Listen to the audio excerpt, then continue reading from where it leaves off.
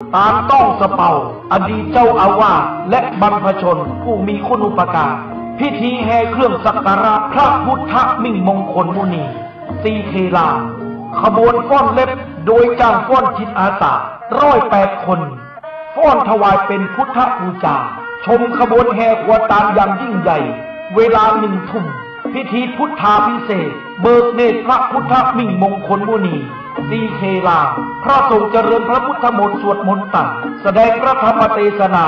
สาราธิการสูตรปารมีปัญจันพุทธาภิเษกเกจิครูบาอาจารย์5 รูปนั่งปกจิตภาวนาพิธีสวดเบิกเก้าว่างตลอดทั้งคืนเจ้าวันที่16เวลาบ่าย3 โมงเป็นต้นไป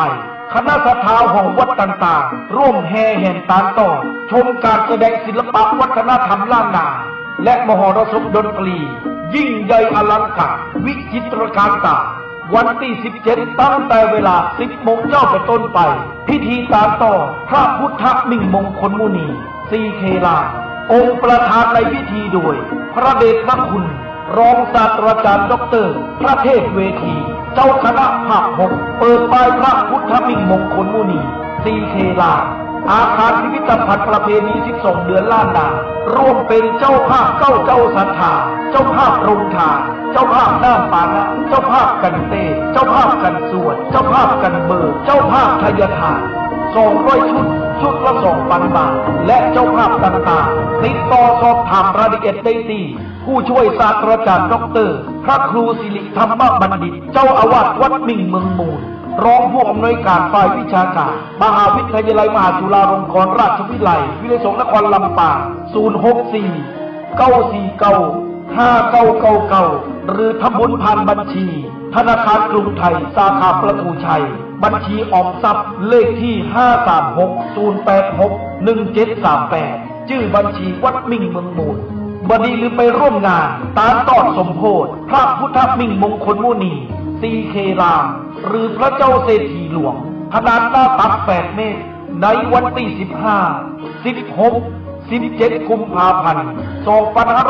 2567 ณ วัดมิ่งเมืองมูลถนนพหลโยธินลำปางงาวตำบลพิชัยอำเภอเมืองจังหวัดลำปางโดยกันเด้อครับ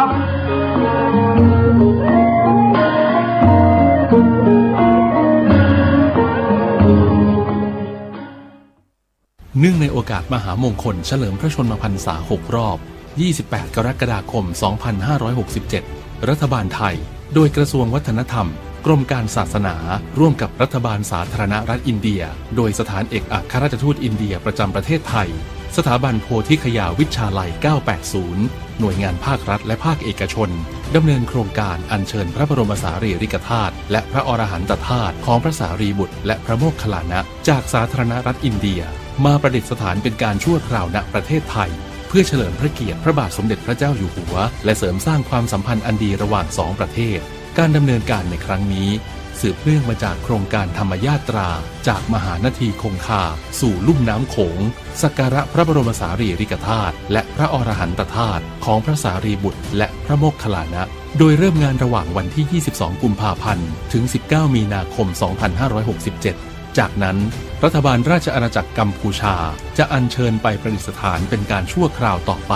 รัฐบาลได้จัดพิธีอัญเชิญพระบรมสารีริกธาตุและพระอรหันตธาตุของพระสารีบุตรและพระโมคคัลลานะอย่างยิ่งใหญ่โดยการจัดริ้วขบวนการเจริญพระพุทธมนต์การเจริญภาวนาการเผยแพร่องค์ความรู้ผ่านสื่อประชาสัมพันธ์ต่างๆการจัดนิทรรศการสารคดีและหนังสือองค์ความรู้เป็นต้นโดยจัดพิธีอัญเชิญในวันที่ 23 กุมภาพันธ์ 2567 ณ มณฑลพิธีท้องสนามหลวงจากนั้นอัญเชิญไปยังจังหวัดเชียงใหม่อุบลราชธานีและกระบี่นับเป็นครั้งแรกในประวัติศาสตร์ที่มีการอัญเชิญพระบรมสารีริกธาตุจากพิพิธภัณฑ์นิวเดลีและพระอรหันตธาตุของพระสารีบุตรและพระโมคคัลลานะจากประเทศอินเดียมาประดิษฐานเป็นการชั่วคราวณประเทศไทยและมีความเชื่อมั่นว่ากิจกรรมอันสำคัญนี้จะมีพุทธศาสนิกชนทั้งชาวไทยและต่างประเทศเข้าร่วมสักการะบูชาเป็นจำนวนมาก อันเป็นการเสริมสร้างสันติธรรมในหมู่ชาวพุทธทั้งในระดับประเทศและระดับนานาชาติโดยมีประเทศไทยเป็นศูนย์กลางความร่วมมือและสามารถพัฒนาไปสู่การเป็นศตวรรษแห่งธรรมะ Dhamma Century ด้วยการนำหลักธรรมความเชื่อของศาสนาเป็นกลไกสำคัญในการเชื่อมโยงความร่วมมือด้านศาสนาและส่งเสริมคุณธรรมของประชาคมโลกเพื่อสร้างความสงบสุขแก่มวลมนุษยชาติสืบไป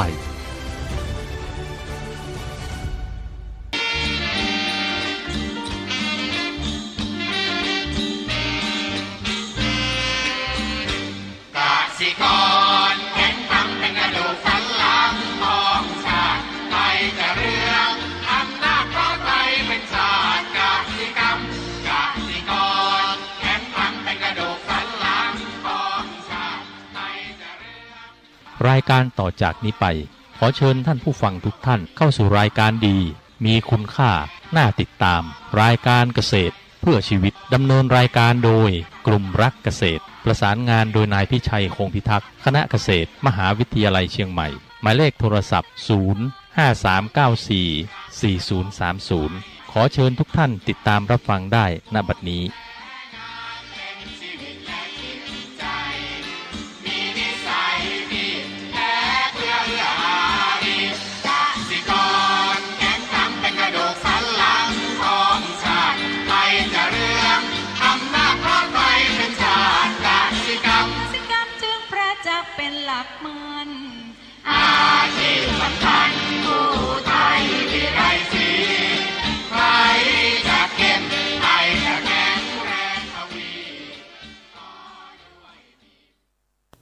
สวัสดีครับท่านผู้ฟังพบกับรายการเกษตรเพื่อชีวิตสำหรับวันนี้เสนอเรื่องการพัฒนาตนเองอย่างถูกต้องตอนที่1ก่อนเข้าสู่รายการก็มีธรรมะมาฝากท่านผู้ฟังหัวข้อจากหนังสือพจนานุกรมพุทธศาสตร์ฉบับประมวลศัพท์เรียบเรียงโดยเทพเวทีประยุทธ์ประยุทธ์โตมหาจุฬาลงกรณราชวิทยาลัยพิมพ์เผยแพร่ปี2533หัวข้อธรรมะวันนี้คือหลักกำหนดธรรมวินัยหลักกำหนดธรรมวินัยก็คือหลักตัดสินธรรมวินัยหรือลักษณะตัดสินธรรมวินัย8อย่างคือ 1. ธรรมเหล่าใดเป็นไปเพื่อความย้อมใจติด 2. เพื่อความประกอบ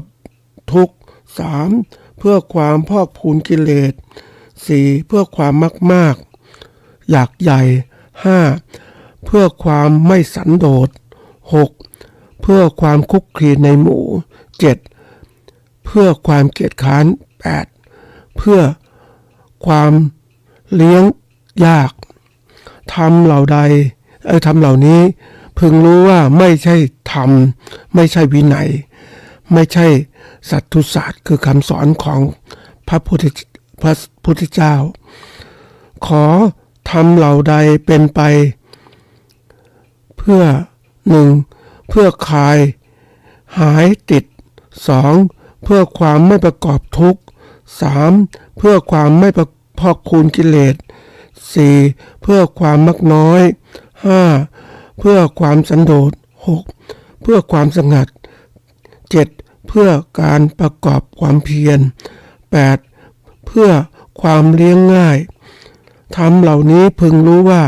เป็นธรรมเป็นวินัยเป็นสัตตุศาสตร์ก็คือคำสอนของพระพุทธเจ้านะหลักธรรมกำหนดธรรมวินัยนั้น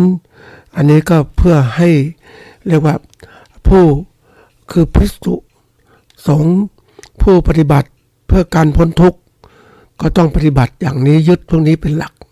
หรือข้อต่างๆนะเพื่อดูให้เป็นกรอบการกระทำที่ถูกต้องจะได้ไม่ติดกับการความอยู่ในโลกหรือว่าอยู่ในทุกข์นั่นเองทีนี้ถ้าเป็นฆราวาสล่ะเราจะใช้ธรรมวินัยนี้อย่างไรเราก็สามารถประยุกต์ใช้ได้ท่านผู้ฟังเพราะเราเป็นผู้ครองเรือนนะผู้ครองเรือนก็ต้องมีสิ่งต่างๆแต่ต้องมีพวกนี้ไว้เหมือนกันว่าเราต้องรู้ว่าทำเราใดนะเป็นไปเพื่อความค คลายติดอันนี้ก็รู้ละนะเราสามารถใช้ได้ไม่ประกอบด้วยทุกข์เนี่ยเราก็สามารถจะรู้เอามาใช้ไม่พอกพูนกิเลสคือไม่พอกพูนที่ทำให้จิตเราเศร้าหมองมากเพื่อความมากน้อยคือเรารู้ระดับของเราอย่างพอกินพอใช้ความสันโดษเพื่อความสงบคือสงัดเนี่ยนะเพื่อความประกอบด้วยความเพียรนะเพื่อความเล่นง่ายนะอันนี้เป็นสิ่งสำคัญที่เราต้องรู้เพื่อจะประยุกต์ใช้ในชีวิตประจำวันของเราเองปกติแล้วถ้าเราใช้ชีวิตตามกระแสโลกไปเนี่ยโลกของวัตถุนิยมก็พาเราไปตกระกำบากเพราะความที่เราเขาเรียกมีการพอกพูนกิเลสมากขึ้นนะมีการเสพติดมากขึ้นนะพอกพูนกิเลสทำให้จิตเราสมองมากขึ้นมันก็ไหลไปตามกระแสของโลกการกินอยู่ก็ยากขึ้นกินอยู่เนี่ยก็ไปตามเพราะว่าโลกมันไปยังไงเราก็ทำตามนั้นที่สุดแล้วเราก็จะหมดเงินหมดทองเพราะบริโภคมากเกินไปตามกระแสของคนนิยมเดี๋ยวนี้ไปเห็นก็บริโภคอะไรที่แพงๆเนี่ยจริงแล้วมันเกินไปนะท่านผู้ฟังเวลาเราทำอะไรก็ต้องดูที่ว่าประมาณตัวเองให้เหมาะสมเราจะใช้อะไรเหมาะสมในการวางแผนการใช้ชีวิตของเราไม่ใช่ฟุ้งเฟ้อไปติดนู่นติดนี่ไปมันก็ติดตอนนี้ที่ติดมากๆท่านผู้ฟังติดพวกการพนันหวยเบอร์ต่างๆติดพวกสิ่งเสพติดสุราเบียร์ยาเสพติดต่างๆแล้วก็พาให้เรานั้นเสียอะไรติดแล้วก็ติดมันติดอกติดใจติดเสพมาแล้วมันก็ไปใหญ่เลยท่านผู้ฟังไม่ใส่ใจคนอื่นเลยมันติดกับสิ่งเหล่านี้มันก็เลยกลายเป็นว่าออกจากโลกแห่งความเป็นจริงของชีวิตมนุษย์เนี่ยมันเป็นสิ่งที่น่าต้องคิดพิจารณานะก็ฝากไว้ให้ท่านผู้ฟังลองไปปรับใช้อย่างเหมาะสมนะเพราะคำสอนพระเจ้านั้นถ้าเราเป็นผู้ปฏิบัตินำคำสอนมาใช้ก็เนี่ยแหละเราเป็นลูกศิษย์หรือผู้ปฏิบัติธรรมตามคำสั่งสอนของพระเจ้าซึ่งจะไม่ให้เราได้เกิดทุกข์นะเราปฏิบัติถูกทางก็ไม่เกิดทุกข์และมีแต่ความสุขนะวันนี้มาพูดถึงเรื่องหนึ่งที่มาฝากก็คือพัฒนาตนเองที่ถูกต้องนะมันเป็นไงมาดูความหมายที่ก่อนคำว่าพัฒนาแปลว่าเป็นคำนามว่าความเจริญถ้าเป็นกรรมกริยาว่าทำให้เจริญพัฒนาทำให้เจริญนะอันนี้เป็นตัวหนึ่งละเพราะว่าอย่างสมมติว่าเรามีพัฒนาการนะก็คือเป็นคำนามเพื่อการทำให้การทำความเจริญการเปลี่ยนแปลงในทางเจริญขึ้นหรือการคลี่คลายไปในทางที่ดีอันนี้คือการพัฒนานะตนเองก็ตัวเรานี่แหละนะที่ถูกต้องคำว่าถูกต้องเนี่ยก็คือว่าคำว่าถูกแปลว่าโดนแตะสัมผัสนะแต่ในที่นี้อีกคำหนึ่งความหมายที่เหมาะสมคือเหมาะกันเข้ากันถูกต้องหรือเหมาะกันเข้ากันเนี่ยกับความเป็นอยู่ในปัจจุบันแล้วก็อนาคตมันต้องเหมาะสมยังไงนี่คือการเขาเรียกว่าอยู่ในบนเส้นทางการเปลี่ยนแปลงต้องมีความเหมาะสมเข้ากันอยู่ตลอดเวลากับการเปลี่ยนแปลงที่เกิดขึ้นนะการพัฒนาตนเองที่ถูกต้องจึงเป็นการที่ว่าทำให้ตัวเองเขาเรียกมีการเปลี่ยนแปลงในทางที่ดีนะแล้วก็ที่เหมาะกันหรือเข้ากันกับสิ่งที่เป็นอยู่ทั้งในปัจจุบันและอนาคตอันนี้เป็นเรื่องใหญ่นะท่านผู้ฟังถ้าเราคิดอย่างนี้ปุ๊บมันก็ทำยังไงมันใหญ่นะมันทำให้เราโลกทัศน์กว้างขึ้นเตรียมการไม่อย่าคิดโลกแคบๆความสำคัญของข้อนี้ก็เพื่อที่จะให้ท่านเขาเรียกท่านผู้ฟังที่เป็นเกษตรกรหรือผู้ประกอบการเนี่ยก็จะต้องมีอะไรมีการกระท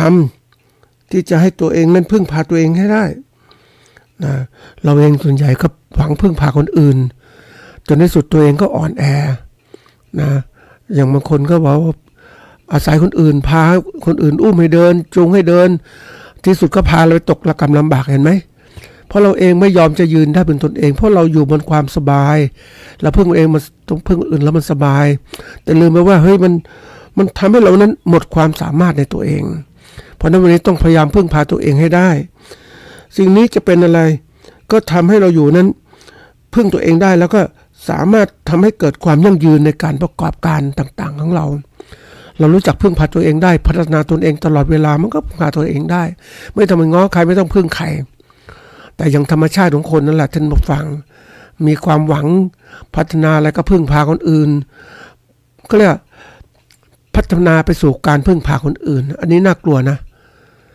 พึ่งพาคนอื่นมันแนบแน่นมากขึ้นที่สุดคนอื่นไม่อยู่แล้วเราจะทำอย่างไร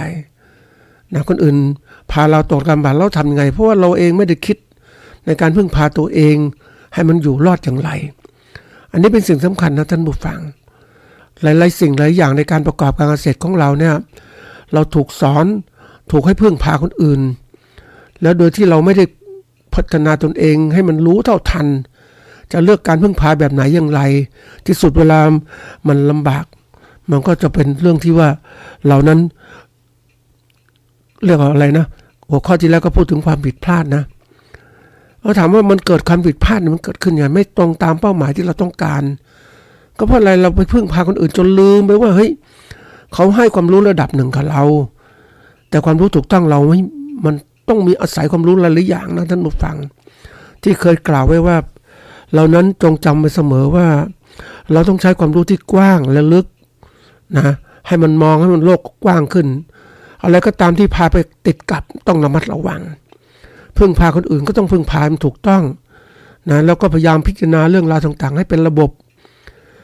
คือการประกอบด้วยหลายปัจจัยต่อเนื่องสืบเนื่องกันพึ่งพากันมันจะเกิดความมั่นคงถ้าเรามองว่าเอาเรื่องใดเรื่องมาพิจารณาเราก็กลายเป็นเขาเรียกอะไรอคติหรือหลงติดไปแล้วเราก็ไม่ดูสิ่งอื่นที่เกิดขึ้นมันจะสร้างความเดือดร้อนให้เกิดขึ้นกับเราในการพัฒนาภาคเกษตรหลายอย่างเนี่ยท่านผู้ฟังที่ผ่านมาเนี่ยเราแต่ก่อนเราก็เป็นเกษตร 1.0 เนี่ยประเภทที่เรียกว่าเราทำการเกษตรเลี้ยงพืชปลูกพืชเลี้ยงสัตว์เพื่อการกินอยู่ของเรานะแล้วก็เหลือก็ขายเมื่อพัฒนามามากขึ้นโลกมันเปลี่ยนมากขึ้นจากเกษตรธรรมดากลายเป็นเกษตรที่เรียกว่ามีการเปลี่ยนแปลงนะจากเกษตรธรรมดาเนี่ยเป็นเกษตรเคมีเกษตรอุตสาหกรรมซึ่งวันนี้มันเกี่ยวข้องมันใหญ่มากขึ้นนะท่านผู้ฟังเพราะนั้นการเกษตรมันก็ต้องเปลี่ยนเราจะคิดแบบเดิมว่าอยู่อย่างนี้ก็พอแล้วไม่ต้องพัฒนาอะไรต่างๆมันไม่ได้ท่านผู้ฟังโลกมันเปลี่ยนแล้วเดี๋ยวนี้มันก็เป็นเกษตรอุตสาหกรรมที่มันสำคัญเอายกตัวอย่างวันนี้ที่เอาเรื่องนี้มาพูดเพราะว่าเมื่อวันก่อนๆเนี่ยข่าวเรื่องของไอ้หมูที่นำเข้ามาจากต่างประเทศเขาเรียกเป็นหมูเถื่อนจริงๆหมูไม่เถื่อนหรอกท่านผู้ฟังมันก็เอาเข้ามาแต่ว่ามันก็มีการที่จะพยายามเอากฎหมายไปบังคับเพราะนำเข้ามาถูกทางแล้วก็มากฎหมายบังคับก็อ้างว่าหมูไม่ได้คุณภาพอย่างนี้แต่ทำไมมันเกิดการนำเข้าขึ้นมาเรามาดูซิก่อนว่าสภาวะปัจจุบันภาคเกษตรของเราเนี่ยทุกคนต้องยอมรับนะท่านผู้ฟังไม่ยอมรับก็ดูความเป็นจริงเกษตรเนี่ยยกตัวอย่างของเกษตรเรื่องการเลี้ยงหมูนี่แหละหมูนี่แต่ก่อนเกษตรกรเราเลี้ยงได้นะอยู่กันครอบครัวใครอยากกินอะไรก็เลี้ยงเองก็เชือดเองขายเองอยู่ในหมู่บ้านของเราทีนี้มันเป็นข้อจำกัดอย่างหนึ่งว่าเมื่อระบบมันพัฒนาไปสู่การเกษตรที่มีคุณภาพมากขึ้นเกษตรเหล่านี้ก็กลายเป็นเกษตรที่เรียกว่าระบบคือมาตรฐานการผลิตสินค้าเกษตรจะต้องมีการปฏิบัติการที่ดีทางการเกษตรมีการปฏิบัติการที่ดีแล้วมีเกษตรปลอดสารพิษยังไงให้มันสะอาดถูกสุขอนามัยโดยเฉพาะอย่างยิ่งการเลี้ยงสัตว์ก็จะมีสัตวแพทย์มาควบคุมมาตรวจสอบทีนี้เมื่อเราภาครัฐเรามองเห็นอย่างนี้พวกพยายามพัฒนาเกษตรให้มันดีมาตรฐานเพื่อการผลิตพืชผลิตสัตว์ให้ดีขึ้นมีคุณภาพมากขึ้นทีนี้มันก็เข้าสู่พัฒนาไปอย่างเงี้ยไอ้ผู้ที่พัฒนาการได้ก็คือพวกบริษัทใหญ่ๆที่เขามีมาตรฐานมีทุกอย่างมีทุนมากมายเขาก็มีทุกอย่างเลี้ยงถูกหลักเกณฑ์หมดเลยนะเราดีไม่ดีได้ ISO ด้วยต่างหากนะทุกอย่างมีอาหารที่ถูกต้องมีโรงผลิตอาหารสัตว์มีพันธุ์หมูที่ดีนะทุกอย่างหมดเลยการเลี้ยงที่ดีมีถูกโรงเรือนที่ดีโอ้ตรวจสอบผ่านทุกอย่างอันนี้เป็นการพัฒนาการผลิตซึ่งเกษตรกรส่วนใหญ่พัฒนาสู้ไม่ได้เพราะว่าไม่มีทุน ในการที่จะมาสร้างโรงเรือนหรือการเลี้ยงให้นอกชุมชนไปเกษตรกรเขาอยู่ในหมู่ชุมชนถ้าเลี้ยงหมูชุมชนเดี๋ยวนี้มันก็สร้างผลเสียที่เกิดขึ้นรบกวนชุมชนทำให้ชุมชนอยู่ไม่ได้กินหมูกินขี้หมูต่างๆมันรบกวนไปหมดเพราะฉะนั้นเกษตรกรก็ไม่สามารถจะเลี้ยงได้ถ้าจะเลี้ยงไปเลี้ยงนอกเมืองต้องมีทุนอีกที่สุดการเลี้ยงหมูก็เลยอยู่ได้ระดับหนึ่งเท่านั้นแหละอยู่ในชุมชนเล็กๆก็เลี้ยงกันได้เหมือนหมูขุนหมูป่าเงี้ยเลี้ยงกันแต่ไม่สามารถจะเป็นอุตสาหกรรมได้คำอุตสาหกรรมก็คือเป็นธุรกิจที่จะทำกำไรมากขึ้นมันขยายไปส่งเอาเนื้อไปส่งโรงงานส่งมันไม่ได้ทำดูฟังอันนี้ข้อจำกัดจริงอยู่มีการเอารุ่มารวยว่าเฮ้ยมันจะต้องสะอาดขึ้นแต่ไม่การเก็บเลี้ยงก็เป็นเกษตรกรก็เป็นเครือข่ายของผู้การขนาดใหญ่ก็เลี้ยงรับหมูมาเลี้ยงไงก็ส่งหมูไปอย่างนั้นคือเป็นเหมือนลูกจ้างของบริษัทใหญ่ทีนี้ที่เราดูตรงนี้พจน์ที่ชัดเจนก็คือการที่ว่าเปลี่ยนจากระบบเกษตรธรรมชาติกลายเป็นเกษตรอุตสาหกรรมแล้วเราอุตสาหกรรมนี่มันก็มีการผูกขาดยิ่งพัฒนาการไปมากขึ้นการแข่งขันระหว่างผู้ประกอบการเกษตรขนาดใหญ่กับเกษตรกรนั้นก็ยิ่งมีช่องว่างมากขึ้นเกษตรกรก็ตามไม่ทันแล้วรายใหญ่ก็คุมเพราะนั้นรายใหญ่ก็สามารถจะผลิตเนื้อหมูส่งร้านต่างๆได้สบายเพราะถูกหลักเกณฑ์แต่เกษตรกรสามารถจะส่งได้ก็ในชุมชนหรือว่าส่งในเครือข่ายรายใหญ่ต้องมีโรงเชือดมีอะไรต่างๆอันนี้คือมันเป็นการพัฒนาเข้าสู่ระบบทุนนิยมที่มีการผูกขาดในผูกขาดปุ๊บแน่นอนมันก็ทำอะไรเกิดขึ้นก็คือว่าโอ้ยคนที่ผูกขาดได้ในระบบเกษตรมันธรรมชาติอย่างนี้แหละท่านผู้ฟังใครผูกขาดได้กำหนดอะไรรู้ไหมกำหนดอุปทานคือผลิตปริมาณสินค้าได้นะผู้บริโภคมีความต้องการก็ดีมานต้องการสินค้าที่นี้เขาผลิตมาได้ก็รู้ว่าราคาเท่าไหร่ยังไงปริมาณคนต้องการยังไงเขาก็จัดการทำให้ปริมาณสินค้าน้อยๆหน่อยที่ผลิตไปเพราะนั้นราคาก็จะสูงขึ้นบางครั้งก็อ้างว่าต้นทุนผลิตสูงขึ้นก็สามารถขายราคาแพงมากเลยคือเกษตรกรรายเล็กย่อยเนี่ยเลี้ยงหมูย่อยก็เลิกไปแล้วล่ะอยู่ไม่ได้รายเล็กๆต่างอยู่ไม่ได้เพราะว่ามันต้องเกี่ยวข้องกับเรื่องของการอาหารหมูเภสัชยาต่างๆที่ใช้สารพัดตรวจฟาร์มต่างๆมันอยู่ไม่ได้ก็เลิกไปเพราะนั้นรายใหญ่ที่อยู่ได้เลี้ยงหมูก็อยู่ได้ก็สามารถจะกำหนดราคาขายดีมากขึ้นเพราะยิ่งต่างประเทศต้องการสินค้ามีคุณภาพก็ส่งขายต่างประเทศอีกโอเคเลยไปแล้วเพราะนั้นหมูราคาหมูในประเทศก็สูงขึ้นทีนี้ก็มีการประเทศมันเหมือนกับว่ามันมีการเปิดการค้าเสรีการค้าเกิดขึ้นที่ไหนสินค้าราคาถูกก็จะเข้ามาเพราะนั้นก็มีผู้ที่นำเข้าหมูเข้ามาถูกกว่าเนี่ยคือหมูในประเทศราคาแพงอยู่แล้วเพราะนั้นไปซื้อหมูต่างประเทศเข้ามามันถูกกว่าใช่ไหมก็นำเข้ามาก็นี่คือการขายที่เกิดขึ้นสินค้าทั่วโลกสินค้าอาหารการกินทั่วโลกมันไหลไปมาทั้งหมดท่านผู้ฟังที่ไหนราคาดีก็จะไปเพราะฉะนั้นผู้ประกอบการที่รู้ว่าราคาดีปุ๊บก็ส่งขายไปต่างประเทศดีกว่าเรื่องอะไรจะมาขายคนในประเทศราคาเท่านี้ถูกกำไรน้อยคือกำไรนี่เป็นตัวหนึ่งนะท่านผู้ฟังการประกอบการมันไม่ใช่การประกอบการธุรกิจไม่ใช่การกุศลนะการประกอบธุรกิจคือทำกำไรให้มันมากที่สุดเพราะนั้นที่ไหนให้ราคาดีก็นำสินค้าไปส่งที่นั่นนี่คือสิ่งที่เกิดขึ้นเพราะนั้นหมูของเราก็ออกไปทำราคาดีหมูในประเทศไม่มีคือราคาหมูในประเทศมันสูงก็เอาสินค้าเข้ามาเพราะนั้นก็เกิดการที่เรียกว่าจับหมูขึ้นมา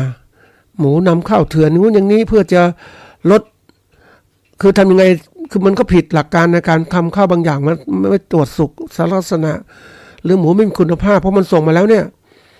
ทีนี้มันก็เลยกลายเป็นว่าอย่างที่บอกประเทศไทยเราก็มีช่องว่างของการตรวจสอบต่างๆก็มีนะมีหรือไม่ใช่หรือเปล่าเราไม่รู้ละคาดการณ์มันจะมีหรือไม่มีท่านผู้ฟังก็คิดเอาเองแต่ว่ามันมีอย่างนี้เกิดขึ้นมันก็กลายเป็นว่าทำไงก็ทำให้ถูกกฎหมายใช้กฎหมายเป็นตัวตั้งกฎหมายตัวตั้งท่านผู้ฟังเมื่อกฎหมายมันเกิดตั้งเนี่ยปุ๊บ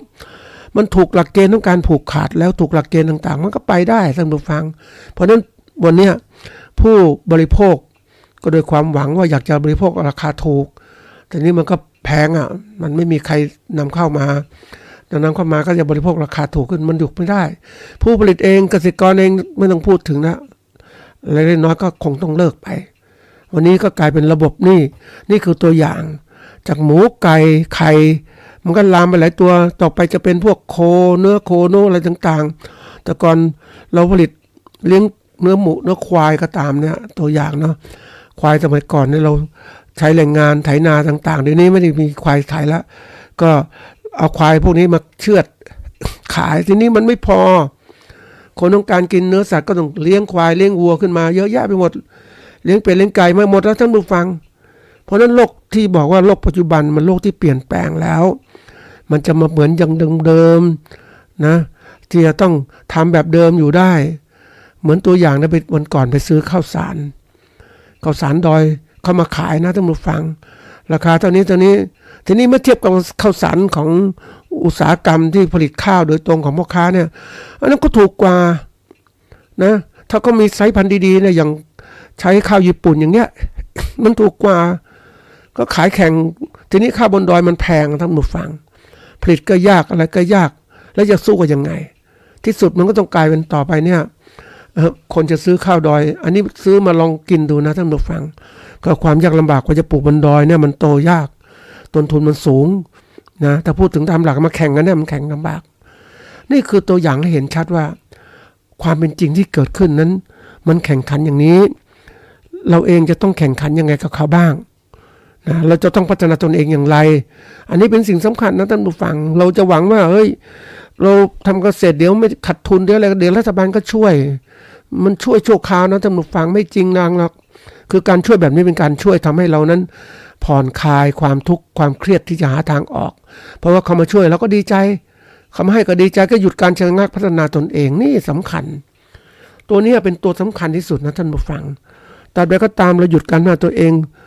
เมื่อเราอยู่บนโลกเนี่ยท่านผู้ฟังเรามีความทุกข์ก็หาทางออกใช่ไหมด้วยตัวเราเอง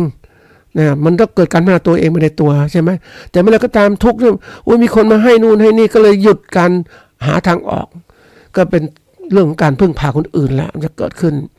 อย่างวันนี้ยอมรับว่าเศรษฐกิจของประเทศลำบากคนหลายคนเนี่ยมีรายจ่ายสูงมากแล้วไม่พอแต่ละคนก็รองเงินเดือนรัฐบาลประเภทว่า600-700ผู้เงินเดือนผู้สูงวัยนี่แหละนะนี่คือตัวอย่างแต่สิ่งนี้มันจำลองมาจากต่างประเทศท่านผู้ฟังที่ต่างประเทศได้มีโอกาสคุยกับเขาว่าทุกอาชีพเราก็มีการชดเชยกันต่างๆทั้งหมดเนี่ยคือเราเกษียณแล้วก็จะมีเงินกินต่างๆเพราะเขารัฐบาลก็จัดการยังไงรู้ไหมเขาเก็บภาษีมากนะยอมรับได้คุยกับเขาเนี่ยไม่ว่าข้าราชการหรืออะไรต่างๆนะเขาบอกว่าผู้ใช้แรงงานก็เช่นกันสมมุติเงินเดือนเนี่ยนะ10,000 นึงเนี่ยนะเงินเดือน10,000 นึงนะสมมตินะต้องเสียภาษีให้รัฐประมาณ 49% นะก็ 4,900 บาทตนเองเจ้าของแรงงานก็ได้ไป 41%หรือ 5,100 บาทเงินเดือนเขาต้องเงินก็สูงนะแต่ถามว่ารัฐบาลเก็บพวกนี้ไปทำอะไรนี่ภาษีพวกนี้รายได้เนี่ยสูงมากเอาไปใช้ที่รัฐบาลจะคืนเนี่ยกับเราก็ตอนเราแก่ชรารัฐบาลให้สูงมากเลยเดือนละ 40,000 30,000 40,000ทั้งก็อยู่ได้คนที่ทำงานต่างประเทศแต่ประเทศไทยไม่มีอย่างนี้ในวันนี้เกษตรกรที่ลำบากไม่มีเงินพวกนี้เพราะนั้นเขามีเงินชดเชยเงินได้ก็คือไปชดเชยเดือนละตามผู้สูงวัยนะ660ขึ้นไปเขาได้670ได้780ได้800อย่างนี้ต่อเดือนนี่คือตัวอย่างจะถามว่ามันพึ่งพาได้มากไหมมันแค่ชั่วคราวมันไม่มากเราท่านผู้ฟังวันนี้ต้องมาดูว่าการพัฒนาต่างๆนะต้องยืนหมุนได้เป็นตัวเองต้องมองความเข้าใจเป็นจริงเพราะนั้นหัวข้อเรื่องการพัฒนาตนเองอย่างถูกต้องเนี่ยจึงมีส่วนสำคัญที่จะทำให้เรานั้นพัฒนาตนเองไปสู่ความยั่งยืนได้อย่างไรเพราะว่าเราเองถ้าเราหวังว่าพัฒนาด้วยการพึ่งพามันไม่ได้ต้องพัฒนาไปด้วยการยั่งยืนทำไงให้ยั่งยืนในตัวเองเหมือนโครงการของภาครัฐไปช่วยนู่นนี่ไปช่วยเขาเอาสินค้ามาขายบ้างอะไรบ้างนะก็แน่นอนก็เป็นช่วยตลาดแต่ถามว่ามันช่วยอย่างนี้ต้องรับซื้อตลอดใช่ไหมต้องทำตลอดใช่ไหมแต่ทางที่ดีเราช่วยเขาให้ยืนได้ตัวเองพ พัฒนาตลาดให้เขาแล้วเขาค้าขายด้วยตัวเองมันก็ยืนอยู่ได้ทำให้เขาจากเป็นเกษตรกรให้เป็นผู้ประกอบการรู้จักคิดรู้จักทำด้วยตัวเองยืนอยู่ได้ตรงนี้สำคัญที่สุดที่จะทำยังไงให้อยู่ได้ก็ต้องพัฒนาตัวเกษตรกรหรือผู้ประกอบการเหล่านี้ให้ทันสมัยมากขึ้นให้เรียนรู้มากขึ้นอันนี้เป็นเรื่องสำคัญนะท่านผู้ฟังอยากตรงนี้ตัวสำคัญคือที่สุดของการทำอะไรแล้วแต่นะจะไม่ผิดพลาดก็อยู่ที่การที่เรานั้นต้องพัฒนาตนเองนะเพราะเรายืนได้เนี่ยแต่ก่อนเราเป็นเด็กๆเรายืนได้ด้วยพ่อแม่จูงเราเดินยกยืนแล้วก็มีของเล่นจับให้เรายืนเราเดินแล้วเราแข็งแรงก็ต้องพยายามเดินให้เต็มที่เพื่อเราจะยืนอยู่ได้บนโลกของการแข่งขันจริงๆตัวนี้มันสำคัญนะท่านผู้ฟังตอนแรกไม่เคยคิดเรื่องการแข่งขันเท่าไหร่เมื่อแต่ก่อนมันคนไม่มากก็ต้องไม่ต้องแข่งขันนะใครแล้วก็อยู่กินสบายไม่คิดอะไรมากมายนะเช้าออกนาทำนานทำนี่ไปเอาให้กันกินพอสบายทุกอย่างแต่ทีนี้มันโลกมันเปลี่ยนนะบางคนก็ต้องมีการศึกษาพ่อแม่บางคนเป็นชาวนาก็ต้องส่งลูกเรียนโอ้ค่าใช้จ่ายสูงเสื้อผ้าอีกมากขึ้นมันเปลี่ยนไปหมดท่านผู้ฟังเพราะนั้นเมื่อเปลี่ยนอย่างนี้แล้วเนี่ยเราก็เข้าใจโลกแข่งขันมันจริงมันทำยังไงมันต้องอยู่บนโลกความเป็นจริงท่านผู้ฟังคนที่อ่อนแอก็ต้องลำบากแล้วเพราะนั้นวันนี้เราต้องพัฒนาตนเองแล้วในทุกๆด้านที่เกี่ยวข้อง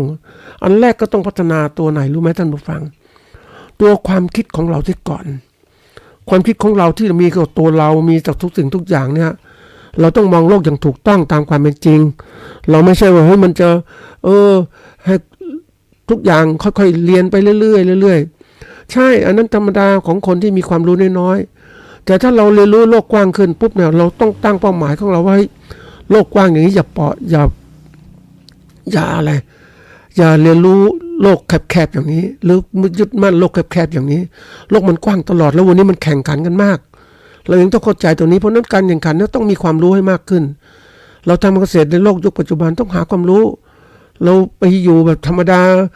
ไม่เอาความรู้พันธุ์พืชพันธุ์สัตว์ก็เป็นแบบเก่าๆคือผลผลิตน้อยนะต้นทุนเลี้ยงก็สูงต้นทุนดูแลพืชก็สูงอย่างเงี้ยศัตรูก็มีอีกมันไม่ทันสมัยมันอยู่ไม่ได้เพราะนั้นโลกมันเป็นความรู้เราต้องศึกษาความรู้เพราะนั้นระดับที่เราเรียนรู้กันเนี่ยปกติก็ไม่เคยคิดว่าการเกษตรต้องจบปริญญาตรีหรือเปล่านะแต่ก่อนอยู่ที่ไหนพ่อแม่ก็ถ่ายทอดแต่วันนี้ยอมรับว่าถ้าคุณไม่จบปริญญาแล้วคุณมีความรู้แบบดั้งเดิมถ้าดั้งเดิมไม่พัฒนาคุณก็ลำบากวันนี้ต้องจบปริญญาตรีจบเรื่องต่างๆต้องเรารู้มากขึ้นอยากจะจบมากขึ้นต้องเรียนรู้เรื่องการบริหารธุรกิจอีกต่างหากโอ้มันมากมายทีเดียวความรู้มันกว้างขวางแล้ววันนี้ต้องเอายุทธศาสตร์เพราะว่าจริงๆแล้วการประกอบการเกษตรมันอาศัยความรู้ทุกด้านนะท่านผู้ฟังแต่ก่อนเกษตรกรทำมากินอาศัยความรู้การเกษตรถ่ายทอดจากพ่อแม่มาก็ได้เดี๋ยวนี้ไม่ได้แล้วเพราะเราต้องผลิตสินค้าเกษตรออกสู่ข้างนอกทำยังไงเหมือนยกตัวอย่างทำไมผู้ประกันหมูขนาดใหญ่อยู่ได้สบายรวยนะผู้ประกันหมูขนาดเล็กในเกษตรกรอยู่ไม่ได้ขายหมูไม่ได้แล้วก็ไม่ขายพันธุ์ให้เราทำไมพันธุ์หมูไม่มีพันธุ์หมูป่าเลยไปเจอพันธุ์หมูป่านะเลี้ยงในคอกโอ้โหแบบ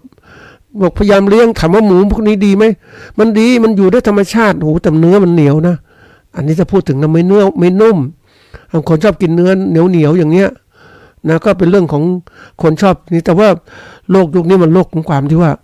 ต้องกินอะไรที่สบายเนื้อก็เนื้อนุ่มๆอาหารก็อร่อยรสชาติดีๆมันธรรมชาติมนุษย์เป็นอย่างนั้นเพราะนั้นวันนี้เราต้องมาดูว่า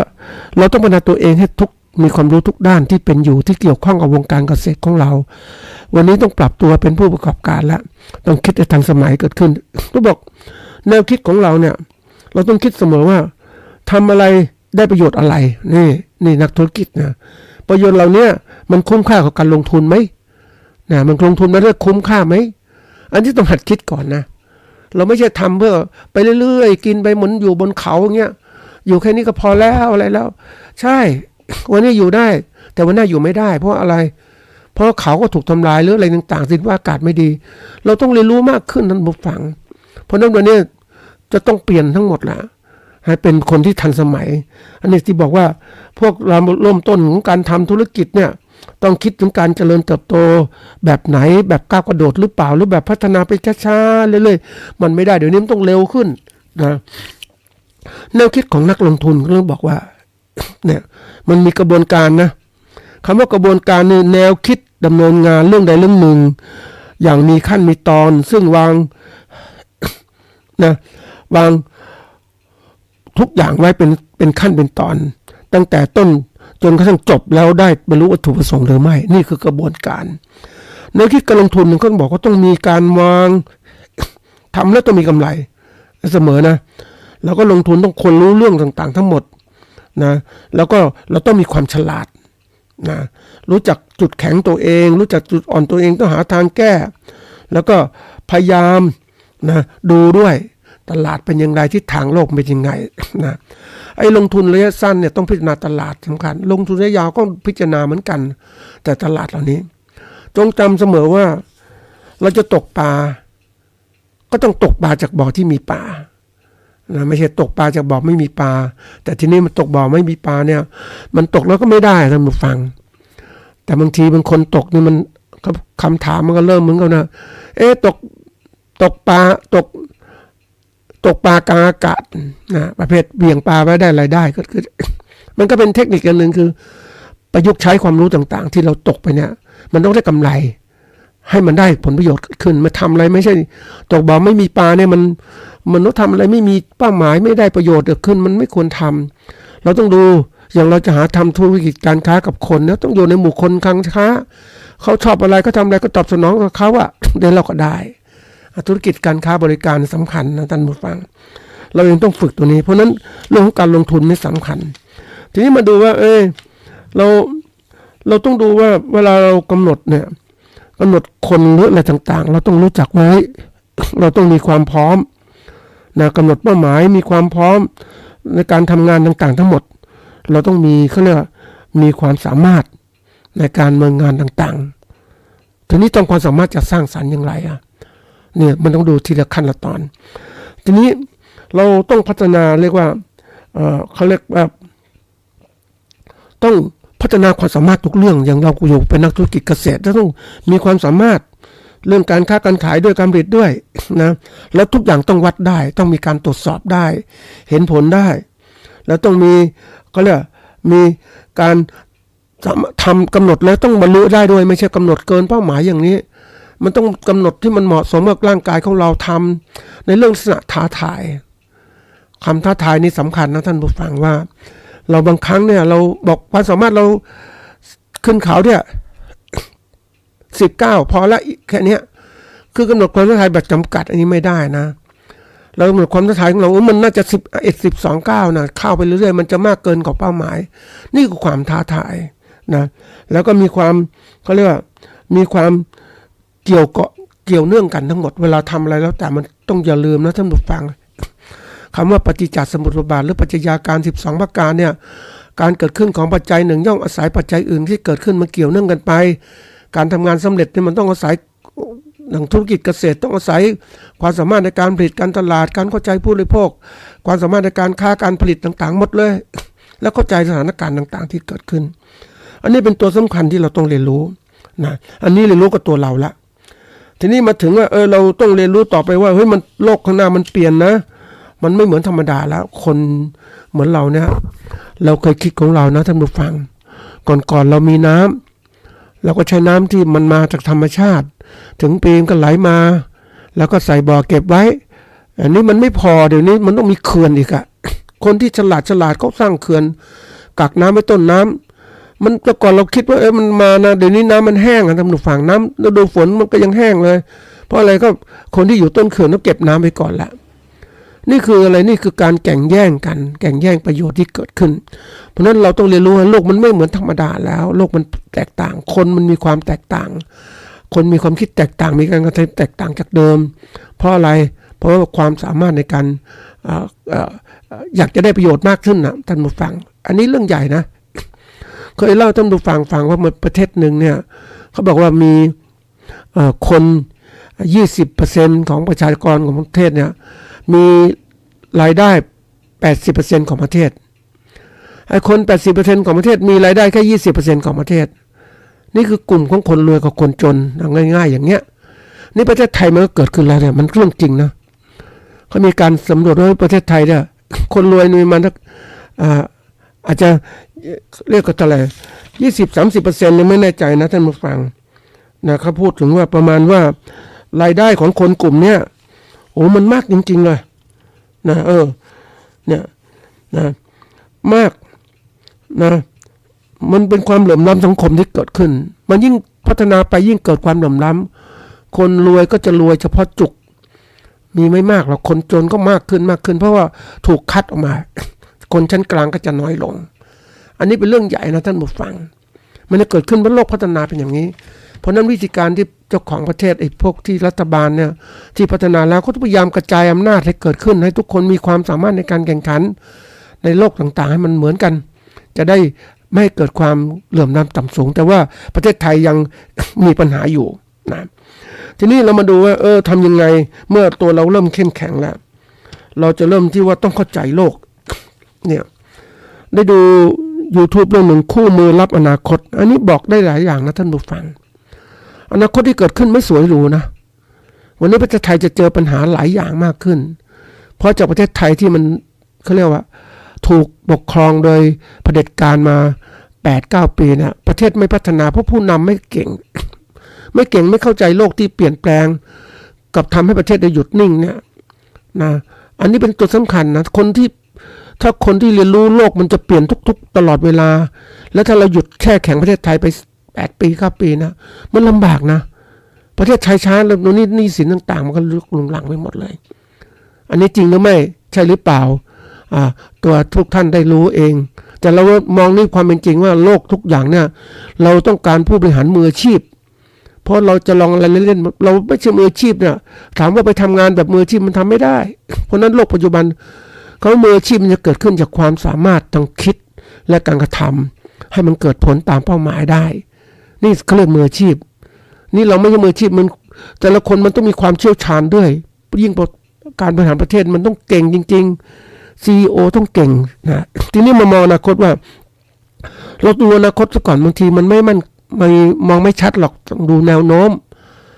ของโลกมันเปลี่ยนไปหมดแล้วนะวันนี้มันโลกของ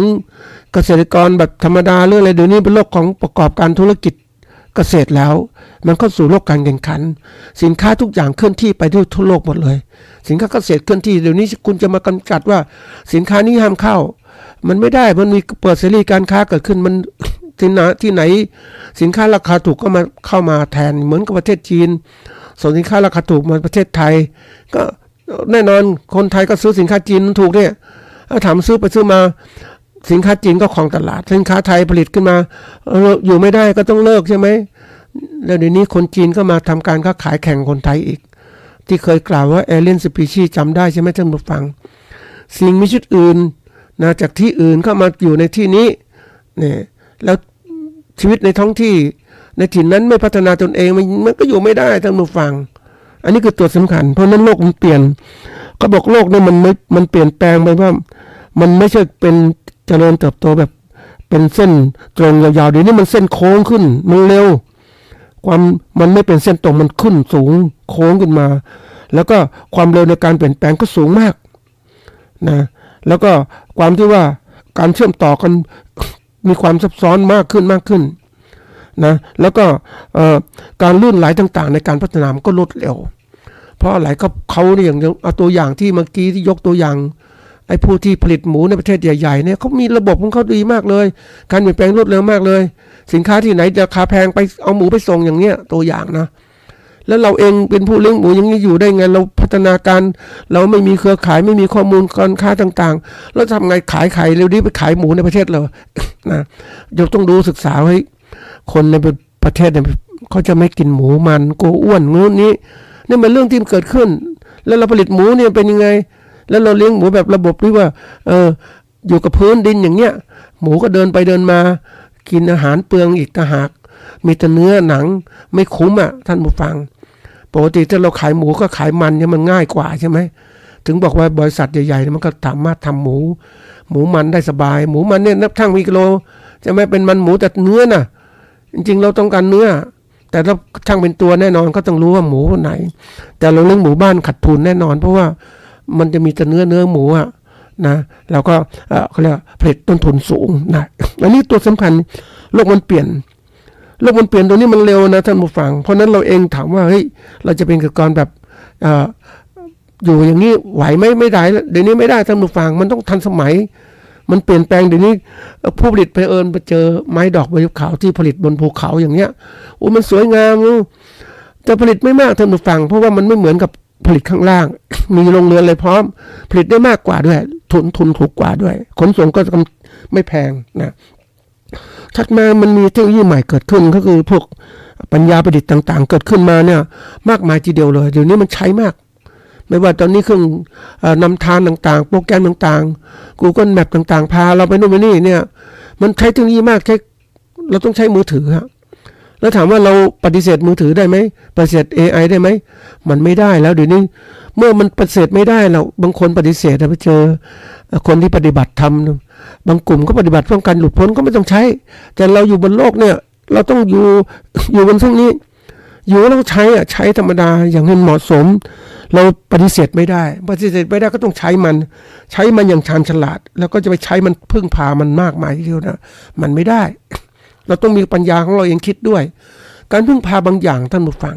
เมื่อพึ่งไปมากๆถามว่ามันทำให้เรานั้นไม่มีความคิดกลายเป็นคนที่พึ่งพานะถ้ามันหยุดชะงักเนี่ยสมมุติว่าเราใช้คอมพิวเตอร์บ่อยๆเนี่ยจะพิมพ์จะอะไรต่างๆแล้วไม่มีเครื่องพิมพ์เลยไฟฟ้าดับหมดแล้วทำไงเราไม่เคยมีเครื่องพิมพ์แล้วไม่เคยเขียนหนังสือไม่ได้เดี๋ยวนี้บางคนเนี่ยเขียนหนังสือไม่ได้ได้แต่พิมพ์ไหนตัวไหนอยู่ไหนเขียนกอไก่เขาไข่ไม่เขาได้นี่คือตัวอย่างไปเจอคนที่มาจากต่างประเทศนานๆนั่นผู้ฟังเป็นคนไทยอยู่ต่างประเทศนานยังเขียนภาษาไทยไม่ได้มันอยู่นั่น30-40 ปีวันๆก็พูดภาษาอังกฤษอย่างเนี้ยเนี่ยมันก็เลยกลายว่าสิ่งที่เราใช้เราใช้นานๆเราลืมตัวไปลำบากนะต้องพยายามรู้ตัวเองเสมอว่าเราต้องรู้จักใช้มันอย่างเหมาะสมแล้วก็คิดเป็นของตัวเองไม่ใช่พามันไปเดี๋ยวนี้บางคนเนี่ยใช้ปัญญาประดิษฐ์ถามข้อมูลนู้นข้อมูลนี้ใช้คอมพิวเตอร์พิมพ์หมดเซิร์ชเองอะไรเองหมดเลยมันหามาถามว่ามันได้ระดับหนึ่งของมันแต่ถามว่าถ้ามันเก่งมากขึ้นมันตัวไหนแต่เราไม่มีต้นฉบับเราก็กลายเป็นผู้ที่หลงเชื่อมันหมดมันก็อันตรายเหมือนกันเพราะว่าคนที่เขาเรียกว่ามีการหลอกข้อมูลให้พวกนี้มันค้นคว้าก็คือเราก็สร้างข้อมูลดิบไปในอินเทอร์เน็ตนี่แหละเพราะมันค้นคว้าแม้เอาข้อมูลดิบมาเสนอเราถามว่ามันถูกต้องไหมไม่ถูกต้องแต่ถามว่าเราต้องมีต้นฉบับที่นักวิจัยจริงๆเขียนไว้เอามาดูปัญญาประดิษฐ์มันสามารถนำข้อมูลมาได้ก็เป็นสิ่งที่ต้องพิจารณาอย่าไปฟังมันมากบางทีเราต้องดูว่าเรานั้นจะต้องมีอะไรการพัฒนาของเราด้วยทีนี้โลกเกษตรข้างหน้ามันเปลี่ยนนะท่านผู้ฟังเราเรียนรู้ต่างๆเหมาะสมเอามาใช้ไม่ใช่ปฏิเสธแต่เราต้องรู้ทันสมัยถัดมาวันนี้ข้อหนึ่งก็บอกสภาพการเปลี่ยนแปลงทางภูมิอากาศคนประกอบการเกษตรจะต้องเรียนรู้ให้มากนะท่านผู้ฟังว่าโลกนี้มันสภาพภูมิอากาศมันเปลี่ยนแปลงเร็วมากมันสร้างผลเสียที่เกิดขึ้นมากต่อการเกษตรของเราทำให้เรานั้นผลิตสินค้าเกษตรไม่ได้ตามเป้าหมายและต้นทุนเกษตรก็สูงขึ้นโลกมันร้อนขึ้นศัตรูระบาดมากขึ้นแล้วเดี๋ยวนี้ก็มีโลกมันร้อนพยายามผลิตอะไรต่างๆเนี่ยเดี๋ยวนี้มันมีกฎระเบียบควบคุมอีกประเทศที่พัฒนาแล้วมันเห็นคือเมื่อพัฒนาไปถึงระดับหนึ่งแล้วสร้างผลเสียมลภาวะเกิดขึ้นมันก็ต้องมาควบคุมมลภาวะเหมือนไปเจอโรงงานญี่ปุ่นนี่มาตั้งในประเทศไทยมันมาประเทศไทยเราก็ยิ้มล่ามาลงทุนถามว่าให้มันสร้างผลเสียแทนที่มันอยู่ประเทศมันถามว่ามันอยู่ประเทศญี่ปุ่นทำไมก็อยู่ที่นั่นสร้างมลภาวะค่าใช้จ่ายในการควบคุมมลภาวะที่เกิดขึ้นจากโรงงานอุตสาหกรรมมันสูงมากบำบัดน้ำเสียสูงมากมาอยู่ประเทศไทยสบายเลยเนี่ยปล่อยน้ำเสียลงคูคลองเลี้ยงปลาก็ไม่ได้อะไรก็ไม่ได้เห็นไหมแล้วประเทศไทยมันประเทศที่ว่าเห็นแต่ได้คนบางคนเห็นแต่ได้ไม่เห็นว่าเฮ้ยมีผลเสียอะไรเกิดขึ้นมากเคยรู้ไหมว่าน้ำเสียต่างๆที่โรงงานอุตสาหกรรมมันปล่อยลงไปอยู่ที่ไหนแม้ก็ไหลแม่คลองชลประทานแล้วคลองนู้นเนี่ยสร้างผลเสียจากมลภาวะที่เกิดขึ้นค่าบำบัดรักษาสูงมากใช่ไหมมลภาวะเกิดขึ้นเพราะนั้นคาร์บอนไดออกไซด์ก็เช่นกันที่เกิดขึ้นมาเนี่ยวันนี้พยายามจะมีภาษีคาร์บอนไดออกไซด์เก็บภาษีที่ใครก็ตามที่สร้างมลภาวะเกิดขึ้นนะก็จะถูกกำจัดนี่คือตัวอย่างเหมือนโรงงานอุตสาหกรรมในรอบกรุงเทพเหมือนกันเลยสร้างมลภาวะเกิดขึ้นเดี๋ยวนี้ก็ต้องถูกกฎหมายสิ่งแวดล้อมควบคุมเนี่ยต้องมีการบำบัดภูมิอากาศเปลี่ยนแปลงเราต้องตระหนักรู้นะท่านผู้ฟังวันนี้เราทำเกษตรแบบไม่ตระหนักรู้เราก็ปล่อยไปเรื่อยไม่เป็นไร ป่าไม้ยังมีอยู่อันนี้อยู่มันไปดูสิมันจะเกิดอะไรขึ้นทุกคนก็แย่งน้ำไปหมดถามว่าไม่มีน้ำทำไงป่าก็อยู่ไม่ได้โลกมันร้อนอ่ะเคยเป็นปีที่ผ่านมาเราเจอโลกร้อนอุณหภูมิสูงขึ้นมากนะท่านผู้ฟังมันทำลายใบไม้ต้นยอดอ่อนของต้นไม้เสียไปหมดเลยท่านผู้ฟังไม่ไปเฉยๆแล้วนี่คือแสงที่มาจากดวงอาทิตย์มันทำลายมันสูงมากไม่มีเมฆกั้นเลยเห็นไหมมันอบมันสูงเหมือนสภาพเรือนกระจกนั่นแหละท่านผู้ฟังนะ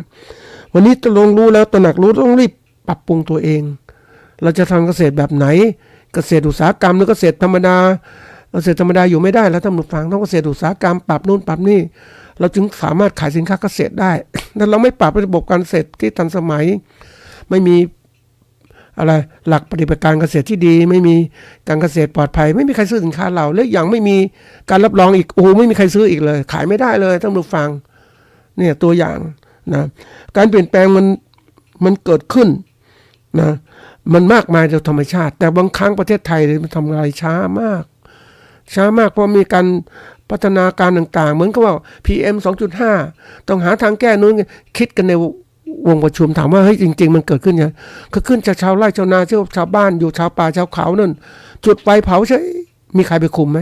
ไม่มีกฎไม่มีอะไรต่างๆเห็นไหมมันไม่เกิดขึ้นก็บอกว่าการไม่เปลี่ยนแปลงที่เกิดขึ้นมันเป็นเพราะอะไรผู้นำไม่มีความสามารถนะอันที่สองเนี่ยบางคนรู้แต่ไม่ทำอะไรแก้ไขก็ไม่แก้ไขเฉื่อยชาไปหมดเนี่ยรอเพราะว่าจะเปลี่ยนแปลงก็แต่เมื่อมีภัยพิบัติเกิดขึ้นเหมือนกันจริงๆท่านผู้ฟังวันนี้น้ำแข็งก็โลกละลายแล้วเนี่ยน้ำจะท่วมกรุงเทพจะทำยังไงจะย้ายเมืองก่อนไหมเดี๋ยวนี้กรุงเทพยังทำกรุงเทพเป็นเมืองสวรรค์ถามว่าต่อไปจะเป็นเมืองที่ว่าต้องมีอยู่เนเธอร์แลนด์ต้องมีคันระบายน้ำมีข้อสูบน้ำนะโอ้โหดูแล้วมันไม่สมควรจะเป็นเมืองหลวงนะท่านผู้ฟังนะเหมือนเวียงกุมกามนั่นแหละนะทีนี้ตัวถัดมาคือสภาพของก็เรียกการเมืองของภูมิประเทศมันเปลี่ยนแปลงหมดแล้วนะโลกนี้มันแข่งขันกันมากแข่งขันกันเอาเปรียบเกิดขึ้นมีการปัญหาขัดแย้งนะมีการมุ่งบักพรรคแบ่งพวกเกิดขึ้นแล้ววิกฤตต่างๆเกิดขึ้นแล้วก็มีการรวมกลุ่มกันเฉพาะกลุ่มที่จะช่วยกันและกันนะพรรคพวกมีอันนี้ก็ตัวสำคัญนะอันนี้ถามว่าต่อไปปัญหาเรื่องอันนี้เรื่องสงครามจะเรื่องของนี้เรื่องสุขภาพคนแน่นอนวันนี้ถามว่าเราลงทุนเกษตรต่างๆเนี่ยมลภาวะเกิดขึ้นร่างกายสุขภาพเกษตรกรเป็นอย่างไรเกษตรกรบางคนใช้ยาฆ่าแมลงมากมายก็อายุสั้นลงแล้วเนี่ยอันนี้ตัวอย่างแล้วถามว่าวันนี้นะเรานั้นเรียกว่าต้องเรียนรู้แล้วว่าโลกนี้มันเป็นโลกของการแข่งขันเพราะฉะนั้นวันนี้เราต้องมายืนอยู่ว่าเขาบอกว่าหลักสำคัญในการปรับตัวเรานะเราต้องเรียนรู้โลกให้กว้างขวางขึ้นเข้าใจทำความเข้าใจซึ่งเป็นเรื่องที่ยากนะอันนี้ต้องเข้าใจได้อันเรื่องที่จะสรุปก็คือว่าโลกนี้มันต้องแข่งขันใครมีความสามารถแข่งขันสำคัญมากนะแล้วใครมีความสามารถเรื่องของทักษะต่างๆในการแก้ไขปัญหาต่างๆทำให้เกิดความสามารถในการแข่งขันแล้วก็เรื่องของความไม่ทัดเทียมกันนะมันเหลื่อมล้ำต่างๆเกิดขึ้นพัฒนาไปแล้วเขาบอกยิ่งพัฒนาไปก็ยิ่งเกิดความเหลื่อมล้ำที่เกิดขึ้นมากขึ้นทุกขณะเลยทุกวงจรนะท่านผู้ฟังเพราะมันจะทิ้งคนที่อ่อนแอไว้เบื้องหลังคนที่เข้มแข็งไปอยู่ข้างหน้าได้ประโยชน์มากขึ้นกินก่อนมากเหมือนว่าเราเข้าคิวแต่ก่อนมันมีการแข่งขันนะก็ใครชนะไปเดี๋ยวนี้มีการเข้าคิวกันนั่นคือตัวสำคัญนะตัวถัดมาคือเรื่องของการที่มีการปกครองที่ยุติธรรมนะสำคัญมากข้อนี้แหละประเทศไทยที่มันไม่เจริญก้าวหน้าก็เพราะว่าเราไม่มีรัฐบาลที่ดีการปกครองที่ดีพอนะประชาชนไม่มีสิทธิ์มีเสียงหรือประชาชนมีสิทธิ์มีเสียงแต่ว่าไม่มีความสามารถในการบริหารและผู้บริหารก็เป็นพวกในทุนต่างๆที่ครอบคลุมหมดเลยเนี่ยถึงบอกประเทศมันเหมือนกับว่าอย่างวันนี้ผู้บริหารเป็นนักธุรกิจก็มองว่าเฮ้ยจะแก้ปัญหาธุรกิจอย่างไรทำให้ธุรกิจอะไรบริการนะร้านอาหารโรงแรมพัฒนาการท่องเที่ยวดีๆขึ้นแต่มีคนมองธุรกิจยั่งยืนการเกษตรไหมก็ปล่อยไปตามยถากรรมไม่แก้ปัญหาส่วนตัวไปก่อนใช่ไหมอันนี้คือเรื่องใหญ่นะท่านผู้ฟังโลกของการปกครองและผู้บริหารที่มีความวิสัยทัศน์มันต้องทำให้มันดีทุกอย่างวันนี้สินค้าเกษตรเราเนี่ยต้นทุนการผลิตที่สูงมากแล้วไปส่งออกก็ลำบากทีเดียวค่าเงินก็อย่างนี้นะ แล้วเสร็จแล้วการผลิตของเรามันจะไม่เป็นการผลิตแบบอุตสาหกรรมเป็นการผลิตแบบต่างคนต่างทำ มีความหลากหลายของคุณภาพสินค้าเพราะนั้นเขาค้าขายยากจะแข่งขันก็ลำบากเพราะนั้นวันนี้ต้องมาหาทางแก้วันนี้ใครจะช่วยแก้เราล่ะเราเองต้องเป็นผู้ประกอบการต้องคิดหาทางแก้เสียปรับตัวให้เร็วที่สุดมองโลกหยับขึ้นคนอื่นมากมายแล้วดูที่ว่าหาทางออกอย่างไรประคองตนเองให้ได้ก่อนนะท่านผู้ฟังประมาณสัก 3-4 ปีเนี่ยรักษาต้นทุนการผลิตสินค้าตัวเองให้ต่ำไว้ก่อนนะขายได้พยายามมาขายได้ราคาสูงๆแต่มันขายได้ลำบากกำไรก็พยายามถ้าได้กำไรมาก็ดีประคองตนในการลงทุนเก็บเงินไว้ค่าเงินก็แน่นอนเงินต่างๆมันสำคัญใครจะช่วยเรายิ่งประกอบการยิ่งทันสมัยต้องหาเทคนิคต่างๆมาช่วยวันนี้ตัวสำคัญที่สุดก็คือผู้ประกอบการนั่นเองเราจะต้องรู้ตัวเราเองนะเราต้องพัฒนาตัวเองเป็นผู้รับฟังแล้วก็สร้างความเชื่อมั่นในการประกอบการเราให้ดีที่สุดนะเราถามว่าวันนี้ใครพัฒนาใครบ้างนะอย่างที่บอกว่าพัฒนาตนเองที่ถูกต้องก็คือว่าต้องหาทางมองไปว่าทำยังไงให้ธุรกิจตัวเองมีความเหมาะสมเข้ากันได้กับโลกที่เปลี่ยนแปลงโลกข้างหน้าเปลี่ยนแปลงมากเลยการค้าการขายมันแข่งขันกันสูงมากเลยพ่อค้าก็ยิ่งใหญ่เอาเปรียบห้างนู้นนี่ใหญ่โตแล้วเราขายสินค้าที่ไหนอย่างไรเพราะนั้นวิธีการก็อยู่รอดก็ต้องพัฒนาความสามารถในการขายสินค้าเกษตรเราให้สูงขึ้นขายตรงกับผู้บริโภคโดยตรงได้ไหมหาช่องทางรวมกลุ่มขึ้นมานะอย่าไปหวังว่าจะต้องภาครัฐช่วยมีอะไรก็ภาครัฐช่วยถามว่ามันภาครัฐก็ทำให้ประชาชนอ่อนแอเพราะช่วยไม่แท้จริงเพราะนั้นนี้ต้องทำยังไงให้เกษตรกรหรือผู้การมีความแข็งแกร่งยืนได้บนตนเองต่อไปเนี่ยเท่าที่ดูแล้วคือว่าเกษตรกรจะน้อยลงผู้ประกอบการเกษตรจะมากขึ้น แล้วก็การค้าการขายจะเก่งขึ้นเพราะนั้นใครที่อยู่ในวงการเกษตรก็จะสามารถมีกำไรได้มากและมั่นคงยั่งยืนได้นี่คือตัวสำคัญในอนาคตก็ฝากไว้เป็นข้อคิด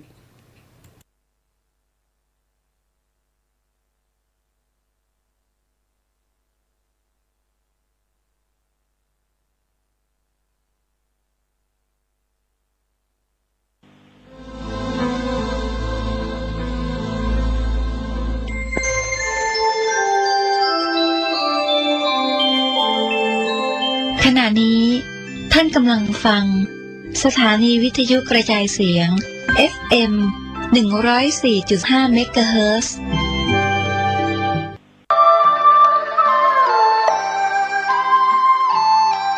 ข่าวสารเพื่อการประชาสัมพันธ์ขอเชิญชวนผู้ใจบุญใจกุศลร่วมบูรณะปฏิสังขรณ์วิหารวัดชัยสถานป่าเศร้าน้อยตำบลสันปุเรยอำเภอดอยสะเก็ดจังหวัดเชียงใหม่ปัจจุบันมีพระครูประภัชชัยคุณเป็นเจ้าอาวาสวัดชัยสถานป่าเศร้าน้อยเป็นเจ้าคณะตำบลสันปุเรยเขต 2พร้อมคณะศรัทธาภายในภายนอกร่วมกันบูรณะปฏิสังขรณ์วิหารของวัดชัยสถานป่าเศร้าน้อยกำหนดการเริ่มบูรณะตั้งแต่29ธันวาคมพุทธศักราช2566ถึง1เมษายนพุทธศักราช2567ขณะนี้ได้เริ่มงานบูรณะปฏิสังขรณ์วิหารบางส่วนท่านผู้สนใจที่จะร่วมบุญร่วมกุศลติดต่อสอบถามรายละเอียดที่จะเป็นเจ้าภาพและร่วมทำบุญได้ที่0876572276ได้ทุกวันก็เป็นข่าวสารประชาสัมพันธ์งานบุญงานกุศลเชิญท่านร่วมบูรณะปฏิสังขรณ์วิหารของวัดชัยสถานป่าเศร้าน้อยตำบลสันปุเรยอำเภอดอยสะเก็ดจังหวัดเชียงใหม่เพื่อเป็นสถานที่ประกอบศาสนพิธีในทางพระพุทธศาสนาได้บุญได้กุศลโดยทั่วหน้ากัน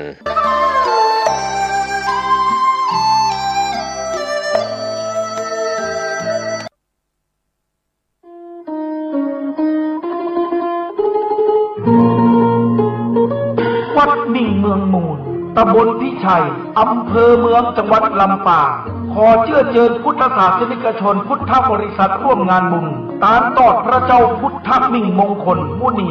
ซีเคลาพระเจ้าเศรษฐีหลวงฉลองสมโภชในวันที่15 16 17กุมภาพันธ์ 2567 เจ้าวันที่15 กุมภาพันธ์ตั้งแต่เวลา 8 โมงเจ้าไปต้นไปร่วมพิธีบวงสรวงเทวดาชมมหรสพสมโพธิศิลปินปื้นบ้านล้านนาจ้างโซชื่อดังคณะไอ้วัดเมืองเถิดเวลาบ่าย 3 โมงพิธีทำบุญทักษิณาทานตามต้องสะเปาอดีตเจ้าอาวาสและบรรพชนผู้มีคุณูปการพิธีแห่เครื่องสักการะพระพุทธมิ่งมงคลมุนีสีเทลาขบวนฟ้อนเล็บโดยจ้างฟ้อนจิตอาสา108 คนฟ้อนถวายเป็นพุทธบูชาชมขบวนแห่ขวดตาลอย่างยิ่งใหญ่เวลา1 ทุ่มพิธีพุทธาภิเษกเบิกเนตรพระพุทธมิ่งมงคลมุนีสีเทลาพระสงฆ์เจริญพระพุทธมนต์สวดมนต์ตั้งแสดงพระธรรมเทศนาสาราธิการสูตรปารมีปัญจันพุทธาภิเษกเกจิครูบาอาจารย์5 รูปนั่งปกจิตภาวนาพิธีสวดเบิกเก้าว่างตลอดทั้งคืนเจ้าวันที่16 เวลาบ่าย 3 โมงเป็นต้นไปคณะศรัทธาของวัดต่างๆร่วมแห่แห่ตามต่อชมการแสดงศิลปะวัฒนธรรมล้านนาและมหรสพดนตรียิ่งใหญ่อลังการวิจิตรการตาวันที่17ตั้งแต่เวลา 10 โมงเจ้าเป็นต้นไปพิธีตามต่อพระพุทธมิ่งมงคลมุนีสีเทลาองค์ประธานในพิธีโดยพระเดชพระคุณรองศาสตราจารย์ดร.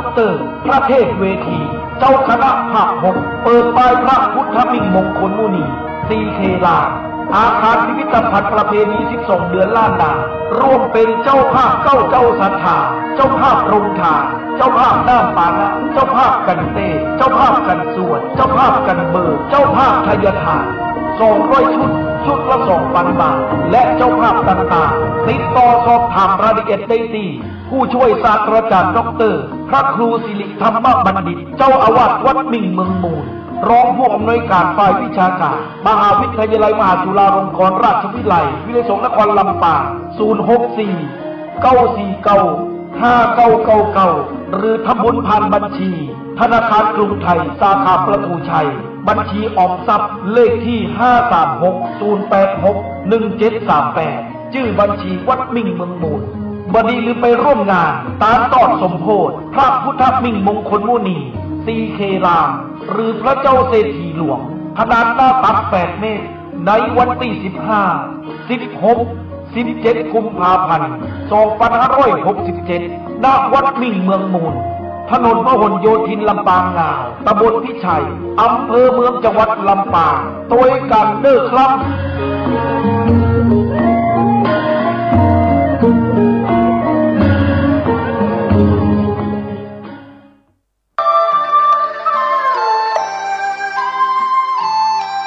ข่าวสารเพื่อการประชาสัมพันธ์ขอเชิญชวนผู้ใจบุญใจกุศลร่วมบูรณะปฏิสังขรณ์วิหารวัดชัยสถานป่าเศร้าน้อยตำบลสันปุเรยอำเภอดอยสะเก็ดจังหวัดเชียงใหม่ปัจจุบันมีพระครูประภัชชัยคุณเป็นเจ้าอาวาสวัดชัยสถานป่าเศร้าน้อยเป็นเจ้าคณะตำบลสันปุเรยเขต 2พร้อมคณะศรัทธาภายในภายนอกร่วมกันบูรณะปฏิสังขรณ์วิหารของวัดชัยสถานป่าเศร้าน้อยกำหนดการเริ่มบูรณะตั้งแต่29 ธันวาคมพุทธศักราช 2566 ถึง 1 เมษายน พุทธศักราช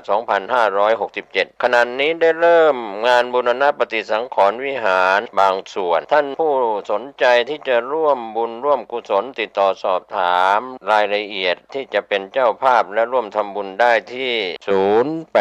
0876572276 ได้ทุกวันก็เป็นข่าวสารประชาสัมพันธ์งานบุญงานกุศลเชิญท่านร่วมบูรณะปฏิสังขรณ์วิหารของวัดชัยสถานป่าเศร้าน้อยตำบลสันปุเรยอำเภอดอยสะเก็ดจังหวัดเชียงใหม่เพื่อเป็นสถานที่ประกอบศาสนพิธีในทางพระพุทธศาสนาได้บุญได้กุศลโดยทั่วหน้ากัน